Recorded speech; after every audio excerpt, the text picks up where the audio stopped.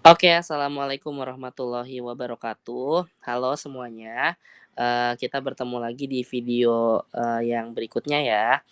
Sudah hamin berapa minggu nih ya menjelang olimpiade, semoga kalian semua bisa, konsisten ya dalam belajar. Oke anak-anak, di video kali ini Pak Budi akan ngebahas 3 gugus fungsi berikutnya ya yang, biasa dikeluarkan nanti di olimpiade. Mungkin kalau di kelas, kita tidak usah membahas gugus fungsi ini ya, karena gugus fungsi ini biasanya jarang keluar gitu kalau di kelas. Tapi kalau karena kita, anak olimpiade ya kita harus mengetahui semua gugus-gugus fungsi yang akan kemungkinan dikeluarkan ya. Nah, anak-anak, gugus fungsi yang berikutnya yaitu kita akan ngebahas tentang yang namanya sikloalkana. Dari judulnya saja sikloalkana. Siklo itu tuh artinya tuh melingkar ya, melingkar. Nah, jadi mungkin, kalau misalnya di sini Pak Budi gambarkan ya, nih Pak Budi hapus ya sama Bapak ya, misalnya ya, kita gambarkan dari ulang. Kan kalau misalnya alkana yang normal ya, nah itu ini kita mulai dari propana ya, memiliki C3 yang, lurus seperti ini, benar kan? Nah, tapi kalau misalkan si propana ini ternyata bisa membuat siklus atau membuat struktur melingkar seperti ini. Jadi kayak segitiga gitu ya, satu 2 3. Nah, dia nanti akan melingkar seperti ini ya. Nah, ini, namanya adalah kita awali dengan awalan siklo, namanya adalah siklo propana atau propana yang melingkar, seperti itu ya anak-anak ya. Nah, ya berarti tinggal ngikutin aja, ini kan C yang ini tangannya udah ada 2 ya, nggak berarti sisanya nanti tinggal berapa? Tinggal 2 ya, jadi CH2 begitu ya. CH2, ini juga CH2, yang ini juga CH2 ya.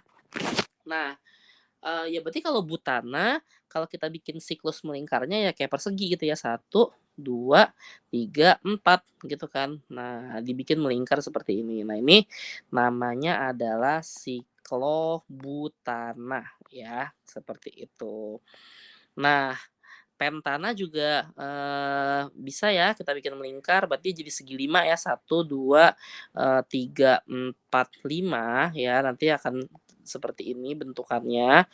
Nah, ini namanya adalah siklopentana, ya nanti H-nya tambahin sendiri ya. Oke, dan, heksana pun juga, bisa, berarti dia ngebentuk segi 6 ya. Sama seperti benzen, tapi dia, tidak ada ikatan rangkapnya, karena kan dia kan alkana kan, seperti itu ya. Oh, baterainya habis, baterainya melemah, entar kita cas sama kita ya. Nah, jadi akan seperti ini namanya adalah siklo, heksana. Nah, anak-anak, kalau alkana, dia nanti akan memiliki rumus umumnya itu adalah CnH2n ya. Contohnya ini nih, yang propana itu kan kalau normalnya adalah C3H8, ya kan, CnH2n plus 2 ya. Tapi kalau siklopropana nanti dia akan kalau kita lihat kalau C-nya 3, H-nya ada 6 gitu ya. Kalau misalnya siklobutana, kalau C-nya 4, H-nya itu ada 8, kayak gitu, oke? Bisa dipahami ya sampai sini ya, dan seterusnya ya. Nah, ini kalau normal ya. Nah, Pak, bagaimana kalau misalnya ada cabangnya? Nah, contohnya misalkan kayak begini nih ya. Ini, kita tahu di sini ada cabang metil, bener nggak? Yang terikat pada apa nih kalau 5 nih? Pentana ya, siklopentana. Nah, maka nanti, oh ya ngomong-ngomong, nanti kamu akan sering sekali menemukan, senyawa organik itu tuh C-nya nggak ditulis ya. Contohnya misalkan kayak begini, ya udah tulis segitiga aja gitu. Nah, ini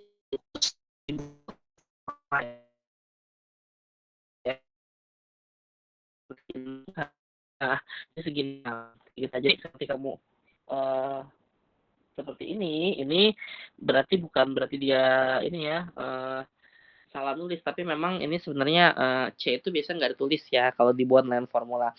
Nah, ini, ada sebuah pentana ya nggak, C-nya ada 5 kan, ini kan, yang mengikat metil. Ya sudah berarti namanya nanti menjadi metil, ya kan. Terus rantai utamanya adalah siklopentana, seperti itu ya. Jadi, cabangnya kita tulis dulu metil di depan, kemudian siklopentana. Nah, ini Begitupun juga dengan yang ini ya, ini cabangnya adalah sebuah etil yang terikat di rantai utamanya itu adalah sikloheksana, makanya namanya jadi etil sikloheksana, seperti itu ya. Eee, nah, tapi anak-anak, kalau yang nomor 3, ini Bapak hapus dulu sama Bapak. Kita perhatikan sama kita, antara, ini kan siklonya ini siklobutana, ya nggak? Ada 4 ya atom C-nya ya. Tapi, yang rantai lurusnya nih, yang terikat di dia, ini ada 5. Nah, kalau berdasarkan aturan, yang menjadi rantai utama kan yang paling panjang.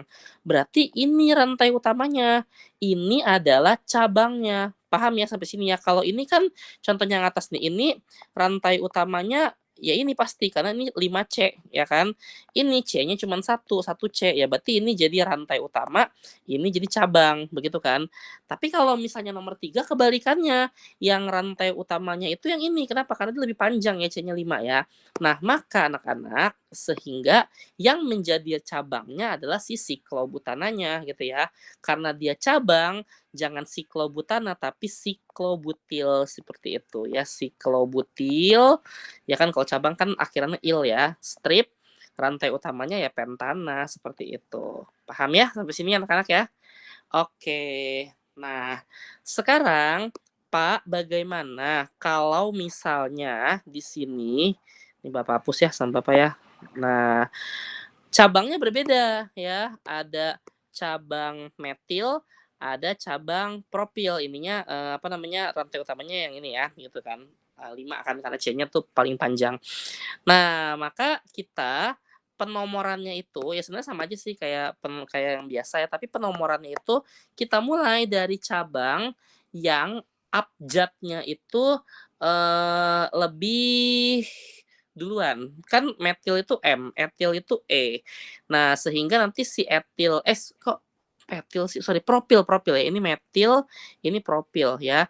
Nah, berarti anak-anak metilnya itu kan ini kan ini berawalan M, ini berawalan P, propil ya, berarti duluan M.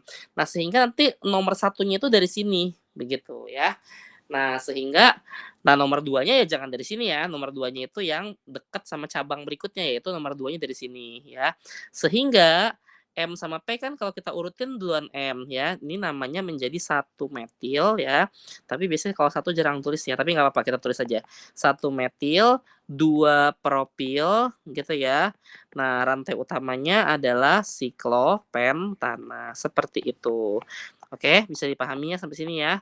Nah, yang ini, metil sama etil. Nah, ini kan E duluan ya, abis itu baru M ya kan. Jadi nomor satunya dari sini, yang dekat berarti ke kanan muternya, 2 3 sehingga namanya menjadi satu etil gitu kan. Kemudian 3 metil, lalu siklonya adalah siklopentana lagi ya. Nah, ini kalau ini ya sudah berarti ini 2 metilnya ada 2 nih, ya terserah kamu nomor satunya misalnya dari sini, ini nomor 2 nomor 3 sehingga namanya menjadi 1,3 dimetil gitu kan. Nah, rantai utamanya adalah sikloheksana, seperti itu, oke. Nah, kalau misalnya ada 3 seperti ini anak-anak, penentuan nomor satunya dari mana? Oke, ini kan berarti ada 3 kemungkinan nih, ya kan? Nah ini kalau kalau ada 3 seperti ini, kita jangan dari abjad ya, tapi ini kan kemungkinannya ada 3. Bisa jadi ininya nomor satu, ya nggak? Kalau ini start nomor satu ya, yang merah ya, berarti ini nomor 2, ini nomor 4, ya kan? Nah, 1 ditambah 2 ditambah 4. Nanti nanti ikutin dulu aja ya, sama dengan 7. Kalau kita kemungkinan keduanya Bapak kasih warna biru, misalnya dari sini, ya ini nomor 1 ya kan, berarti kan yang paling dekat ke sini, 2 ya kan, ini 3 ini 4 ini 5. Berarti kalau kemungkinan yang kedua, cabangnya itu terikat di nomor 1 di nomor 2 sama nomor 5. 1 ditambah 2 ditambah 5 sama dengan berapa? 8. Nah, kemungkinan yang ketiga, kalau kita ambil nomor satunya dari sini. Kalau nomor satunya dari sini, berarti yang paling dekat itu muternya ke kiri ya. Ini nomor 2, cabang ininya di nomor 3, ini nomor 4 gitu kan. Sehingga yang cabangnya itu terikat di nomor 1, nomor 3, sama nomor 4. 1 tambah 3 tambah 4 itu sama dengan 8. Nah, anak-anak, kita ambil yang prioritasnya itu lebih rendah atau ngebentuk nomor cabangnya itu nanti lebih rendah, yaitu siapa? 7. Sehingga kita ambil yang nomor merah ya, sama kita ya.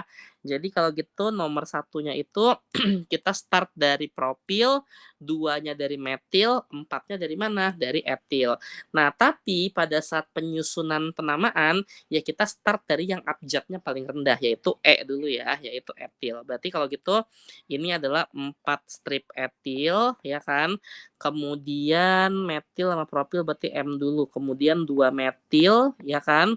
Lalu berikutnya ada 1 propil ya, dan ininya adalah sikloheksana, seperti itu ya.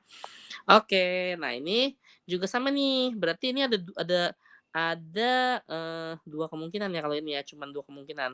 Kalau nomor satu dari sini, berarti ini 2,2 ya enggak, 2,2. 1 ditambah 2 ditambah 2 itu sama dengan 5. Tapi kalau kita, ngambilnya dari sini misalnya ya, ini berarti 1,1 ya kan, 1,1 ini 2. Jadi 1 ditambah 1 ditambah 2 sama dengan 4. Ya enggak? Berarti kita start ya prioritasnya 4 gitu. Jadi kita, pakai yang warna ungu ya. Nah, berarti kalau gitu, ya kita ngambilnya itu berarti 1,1,2 trimetil ya. Jadi jangan 1,2,2 ya, tapi 1,1,2 trimetil siklopentana, seperti itu. Ya, bisa dipahami ya sampai sini ya. Oke, nah ini Pak Budi punya latihan ya, ada 1 sampai 5 nih screenshot dulu nih ya. Nomor 1 sampai nomor 3 silakan kamu screenshot. Oke, kalau sudah nih nomor 4 sama nomor 5-nya. Oke, silakan dikerjakan ya. Nah, videonya belum selesai. Pak Budi mau lanjut ke gugus fungsi yang berikutnya ya. Nah, anak-anak, ini di video ini Pak Budi jelaskan 3 gugus fungsi ya. Kita sudah belajar tadi ada sikloheksana. Nah, yang gugus fungsi berikutnya kita akan belajar yang namanya amina. Nah, amina itu apa sih? Amina itu sendiri adalah senyawa, organik yang dia itu mengikat, nitrogen, kayak gitu ya. Jadi nanti dia kalau misalkan contohnya kayak gini nih, ini, senyawa organik itu kan pasti ada C-nya, yang metil lah, yang etil lah, ya kan. Nah, si metil ini mengikat nitrogen, kayak gitu ya. Nah, ini namanya adalah sebuah amina, ya. Nah, seperti yang kita ketahui bahwa nitrogen itu sendiri, dia itu adalah sebuah atom yang memiliki 5 elektron valensi, benar kan? 1, 2, 3, 4, 5, ya kan? Kalau misalnya dia punya 5 elektron valensi, berarti dia membutuhkan 3 lagi, ya enggak? Supaya jadi stabil ya, supaya jadi 8. Maka nanti nitrogen itu akan selalu memiliki 3 tangan seperti ini, ya. Di mana dia akan memiliki sepasang elektron bebas yang nggak diapa-apain elektron bebas sama dia, kayak gitu ya. Maka kalau misalkan kita perhatikan sama kita, ketika contohnya nitrogen yang ini dia sudah memiliki 1 tangan, ya enggak? Berarti kan slotnya masih ada 2 lagi nih tangannya nih. Yang ini misalnya tadi dipakai buat berikatan sama CH3 ya. Nah, slotnya yang 2 lagi, ini akan berikatan sama hidrogen, seperti itu. Oke? Paham ya sampai sini ya? Jadi, kita tidak berpatokan sama ini, karena nanti nitrogennya tergantung dia udah punya berapa tangan gitu ya. Nah, cara penamaannya cukup mudah, ketika si amina ini mengikat cabang metil yang namanya menjadi metilamina. Ketika dia berikatan sama etil yang namanya menjadi etilamina ya. Nah, lalu anak-anak kita perhatikan, nah ini jenisnya ya. Amina itu ada 4 jenis, ada amina primer, ada amina sekunder, ada amina tersier, dan amina kuartener. Nah, amina primer itu adalah ketika si nitrogennya itu berikatan dengan 1 atom C. Sehingga ketika tadi dia berikatan dengan 1 atom C seperti ini ya, contohnya propil amina, dia itu akan punya slot 2 tangan lagi. Sehingga nanti, dia itu akan menjadi NH2, seperti itu. Paham ya sampai sini ya? Dan jangan lupa ya, dia memiliki sepasang elektron bebas yang nggak kepake, kayak gitu, oke? Nah, ini namanya tadi udah kita, pelajari propil amina ya, oke. Nah, kalau misalkan jenis amina yang kedua, ini aminanya ini ada di tengah-tengah dan dia itu mengikat 2 C. Nah, kalau penamaannya ya berarti C1, C2 ya berarti namanya dimetil, jadi dimetil amina gitu ya, mudah ya kalau penamaannya ya. Kalau misalnya 3 ya berarti trimetil seperti itu. Kalau misalnya 4 ya namanya tetrametil. Nah, tapi di sini Pak Budi pengen menjelaskan si posisi nitrogennya. Nah, anak-anak, nitrogen yang ada di sini dia punya 2 tangan, ya enggak? Sudah kepake 2 tangannya, 1, 2 buat berikatan sama C. Nah, makanya di sini posisinya aminanya adalah amina sekunder, amina yang terikat pada 2 atom C lain, ya kan? Nah, dan karena 2 tangannya sudah kepake, ya nggak berarti slotnya itu 2 tangan udah kepake tadi ya, slotnya kan tinggal 1 kan, ya nggak? Nah, makanya dia berikatannya cuman dengan 1 hidrogen saja, kayak gitu. Ya jadi nggak melulu harus NH2 ya, kayak gitu. Bisa jadi dia jadi NH. Nah, amina tersier ya berarti tiga-tiganya tangannya ini menyisakan ikatan rangkap ya. Nah, kok ikatan rangkap? PEB maksud Bapak, pasangan elektron bebas, maaf ya. Nah, ini kalau yang amina tersier dia terhubung dengan 3 atom C ya kan, kiri, bawah, kanan. Sehingga di sini tinggal menyisakan apa? Sepasang ikatan rangkap seperti itu. Nah, ini adalah kalau misalnya yang nomor 1 ini adalah aminanya amina primer ya, nomor 2 adalah amina sekunder, nah yang ketiga itu adalah amina tersier, seperti itu. Nah, anak-anak karena nih gitu kan, dia masih memiliki sepasang elektron bebas ya kan, di mana, kalau kita udah belajar asam basa ya, asam basa tapi teorinya asam basanya Lewis gitu ya. Ketika ada PEB, PEB ini akan, mudah sekali diberikan atau PEB ini menyerang gitu ya, menyerang apa ya, menyerang satu karbon lagi sehingga makanya si amina ini meskipun dia sudah stabil secara Lewis ya, sudah 8 elektron valensinya, dia bisa mengikat 1 C lagi ke atas. Kenapa? Karena dia masih punya, elektron apa sih, sebuah PEB ya, yang menurut bahasa Lewis dia bisa menyerang gitu ya, gugus satu satu gugus C lagi, seperti itu, ya. Nah, karena si PEB-nya itu sudah tidak ada, anak-anak ya, sudah dipakai buat menyerang, sehingga dia itu menjadi nitrogen yang kekurangan elektron. Paham ya sampai sini ya? Nitrogen yang kekurangan elektron. Nah, nitrogen yang kekurangan elektron membuat nitrogennya menjadi positif. Nanti ini nitrogennya itu ya sudah membentuk muatan formal +1 seperti itu ya. Kayak gitu. Nah, ini karbokation nih, sorry. Ini adalah amina apa namanya? Kuartener ya. Ini namanya adalah amina kuartener. Jadi amina itu bisa sampai ke kuartener ya, seperti itu. Sebentar, Bapak sambil ngecas ya. Bentar ya.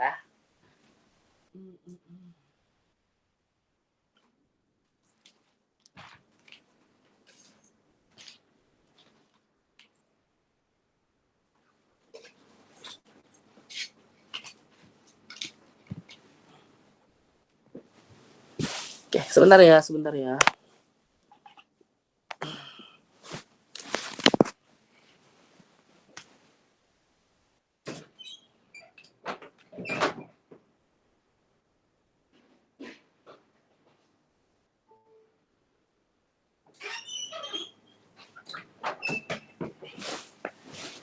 Oke, sorry, kita intro tadi ya. Oke, Bapak takutnya nanti di tengah jalan mati malah nggak dicas ya. Oke, nah, lanjut ya kita ke penamaan. Nah, bagaimana Pak sekarang, bagaimana kalau misalnya aminanya itu ada 2? Ya sudah, nanti dia namanya menjadi, eee, etil diamina. Jadi aminanya itu ada 2, begitu ya. Atau kalau nama, IUPAC-nya itu jadi etilen diamin. Kalau misalnya seperti ini bagaimana Pak? Ya kalau seperti ini berarti dia aminanya itu mengikat metil sama etil, ya sesuai abjad dulu, E dulu baru M gitu ya, ini kayak ether ya berarti ya, etil, metil, amina gitu ya. Oke, next, nah kalau misalnya seperti ini berarti, ini adalah, nah ini, kalau seperti ini anak-anak kita perhatikan ya, ini berarti dia, si aminanya ini akan menjadi cabang ya, karena dia, apa namanya, terikat pada satu rantai utama yang panjang, kayak gitu ya. Ini alkana yang panjang ada berapa nih? Satu 2 sorry berapa sih? Sorry. 1, 2, 3, 4, 5, 6 gitu ya. Dia terikat pada sebuah heksana. Nah, maka ini akan menjadi cabang, kayak gitu ya. Nah, namanya itu adalah 2-metilaminoheksana ya. Jadi anak-anak ketika NH2 itu atau ketika nitrogen atau ketika sebuah amina itu kan kalau di atas kan ini amina itu selalu menjadi rantai utama ya, bener nggak? Ini rantai utama ya kan, ini mereka berdua cabangnya, kayak gitu kan. Oke, kemudian, yang kayak gini-gini nih, propilamina, metilamina, etilamina, jadi si amina itu menjadi rantai utamanya ya. Tapi ketika dia itu menjadi cabang, anak-anak, maka namanya bukan menjadi amina, tapi amino, ya. Sehingga ini cabangnya ini adalah metilamino, seperti itu, ketika dia menjadi cabang. Kenapa? Karena rantai utamanya yang ini, yang ada 6 apa, heksana. Nah, kemudian dia itu terikatnya di nomor 2 ya, 1, 2 gitu kan, sehingga 2 metilaminoheksana, oke? Nah, kalau misalnya, yang terikat pada benzena ini sebenarnya udah kita pelajari di bab atau di video tentang benzena ya, ya berarti kalau misalnya dia terikat pada benzena, namanya menjadi anilina, ya. Ini nanti lihat lagi ya, pada benzena ya. Nah, kalau ini, kita main prioritas, masih ingat kan ya pas materi benzena ya, yang coba-coba, oh nikmatnya rasain nonton film X-Men gitu ya. Nah, ini kan X-nya nih, ya kan, ini nikmatnya. Jadi otomatis dia rantai utamanya nomor 1, nomor 2, nomor 3. Ini berarti menjadi 3 kloroanilina, ya kan. Nah, yang ini berarti, ini R ya. Oh, nikmatnya rasain obat ini, prioritas tinggian dia ya. 1, 2, 3, 4. Ya sudah namanya menjadi 4 metilanilina, seperti itu. Oke, bisa dipahami ya sampai sini ya. Ini tentang amina. Silakan nanti latihannya kamu kerjakan ya sama kamu. Nih, silakan di-screenshot dan dikerjakan ya 4 soal ya. Oke, nah, oh ya ini, nah sifat Amina ini Pak Budi cepat aja ya. Jadi perlu kamu ketahui bahwa Amina itu pertama polar. Kenapa polar? Karena dia memiliki PeB ya kan. Dan dia memiliki ikatan hidrogen. Masih ingat ya ikatan hidrogen itu ikatan yang terjadi akibat pertemuan antara handphone H ketemu FO atau N. Nah ini terjadi ikatan hidrogen ya di antara mereka berdua. Kenapa? Karena di sini ada H yang memiliki dipol positif dan N yang tentunya memiliki dipol negatif yang kemudian mereka punya ikatan hidrogen seperti ini. Oke. Nah, sehingga kalau akibatnya apa ketika memiliki ikatan hidrogen ya berarti titik didihnya itu lebih tinggi seperti itu ya. Nah ini, data titik didih dari amina ya kalau kita perhatikan sama kita anak-anak, semakin banyak, yang terikat metil ya enggak etil, propil berarti semakin banyak C yang terikat, ini membuat titik didihnya itu menjadi lebih tinggi ya, kayak gitu. Semakin banyak C-nya ya. Dan, Pak bagaimana kalau misalnya, aminanya itu misalkan contohnya, kita bandingkan amina primer sama amina sekunder ya. Kalau kita perhatikan antara primer sama sekunder nih titik didihnya itu lebih tinggi siapa ya? Lebih tinggi si sekunder gitu ya. Dan kalau kita lihat amina tersier titik didihnya tuh lebih tinggi lagi. Jadi semakin banyak C yang terikat ya pada sebuah amina itu membuat boiling point-nya atau titik didihnya itu akan menjadi lebih tinggi seperti itu ya. Dan, kebasahan amina. Nah, kenapa amina itu bersifat basa anak-anak? Nah, ini kamu baca lagi ya teori asam basanya si Lewis gitu ya. Kalau kata Lewis itu asam itu adalah yang menerima PeB, basa adalah yang memberikan PeB. Karena amina punya sebuah PeB di sini ya, Tadi ya contohnya tuh ya yang dia menyerang gitu ya. Nah, nanti si PEB-nya ini akan diberikan kepada sebuah asam kayak gitu ya. Makanya di sini si amina itu akan lebih bersifat basa seperti itu. Nah, ini konsep asam basa ini akan kita gunakan ketika nanti kita belajar mekanisme reaksi ya pada reaksi organik seperti itu. Oke, bisa dipahami ya. Nah, terakhir dari video ini yaitu gugus fungsi yang ketiga yaitu tiol ya. Nah, tiol itu dia sama seperti alkohol sebenarnya. Cuman kan kalau alkohol itu dia itu mesti rantai organik atau senyawa organik yang mengikat OH, bener kan? Nah, tapi kalau tiol itu dia SH. Nah, kebetulan kebetulan ya, oksigen sama sulfur, O sama S itu terletak di golongan yang sama, yaitu golongan E6A seperti itu ya. Jadi sebenarnya bisa kita katakan juga tiol itu sebenarnya turunan dari alkohol kayak gitu ya. Oke, nah jadi dia memang memiliki SH ya, bukan OH, kayak gitu, gugus fungsinya adalah SH. Nah, penamaannya cukup mudah, ini Pak Budi udah tulis ya namanya ya, tiol itu selalu menjadi, cabang ya, contohnya misalnya, CH3 sama SH ya, sudah namanya menjadi metanatiol. Kalau misalnya alkohol kan metanol, kalau ini ya metanatiol. Kalau misalnya ada 2 ya etanatiol, ya. Kalau 3 ya propanatiol. Kalau misalnya dia sikloheksana ya berarti sikloheksanatiol, kayak gitu. Nah, Pak, kalau misalnya ya nih Pak Budi mau jelasin ini nih, eee, benzena misalnya nih ya, benzena. Nah, benzena itu sendiri kan adalah, nah benzena itu kan sendiri kan punya prioritas ya. Prioritasnya kalau nanti kamu tonton lagi, video benzena itu coba gitu kan, kemudian coba ya kan, oh gitu kan, nikmatnya, rasain, nonton gitu kan ya, film, golongan 7 ADCL BRI gitu ya. Oke. Nah, mmm, apa sih tadi? Oke. Nah, anak-anak, apa sih tadi Pak Budi mau ngomong apa? Oh, oke, nah ini kan berarti kan ada 2 nih yang terikat nih, COOH sama SH. Nah, SH ini kita bisa bilang setara sama OH lah ya, karena ini ada turunan dari OH kan. Prioritasnya itu adalah si ini, ya kan, si nomor satunya itu tuh atau prioritasnya itu pasti si COH dulu kan, ini nomor satu gitu kan.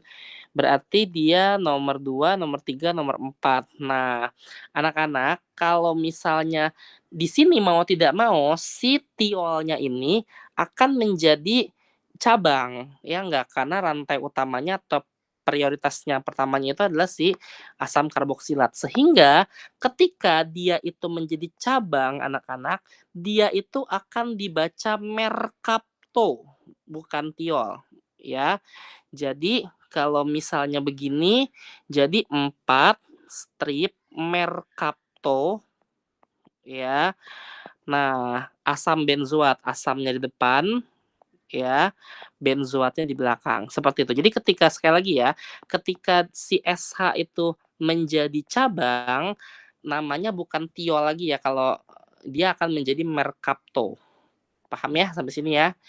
Oke, ya sudah nih Pak Budi punya latihan ada 3 soal, silakan boleh kamu screenshot ya sama kamu videonya, di-post dulu. Nah, silakan kamu kerjakan ya 3 soal. Oke deh, dah, kalau misalnya kalau ada yang ingin ditanyakan atau mau cek jawaban silakan boleh PC Bapak ya, kalau ada yang tidak mengerti, kurang lebihnya Bapak mohon maaf. Wabillahi taufiq wal hidayah. Assalamualaikum warahmatullahi wabarakatuh.